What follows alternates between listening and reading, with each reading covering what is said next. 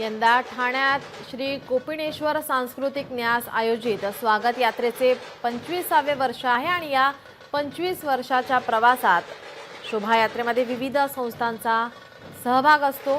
ठाण्यातील आपण हे दृश्य पाहतोय। ठाण्यामध्ये उपमुख्यमंत्री एकनाथ शिंदे हे शोभायात्रेमध्ये सहभागी झालेले आहेत। कोपिनेश्वर मंदिरापासून या शोभायात्रेला आता सुरुवात झालेली आहे। गुढीपाडवा या सणापासून हिंदू नववर्षाची सुरुवात होते।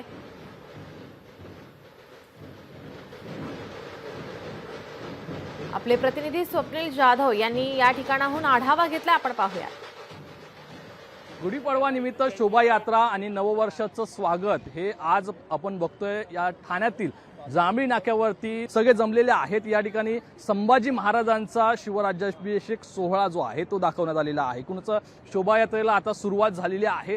तुम्ही सुद्धा आता या ठिकाणी एक उत्तम असा शिवराज्याभिषेक सोहळा जो आहे संभाजीराजेंचा तो दाखवलेला आहे। काय सांगाल एकंदरीत?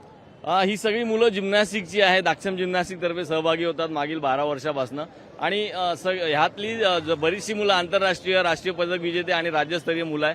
जवळपास 80 मुलांनी याच्यामध्ये सहभाग घेतलेला आहे।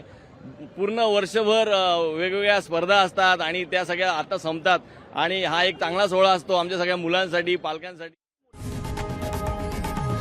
लोकशाही मराठी ऐका, पहा, जागरूक रहा।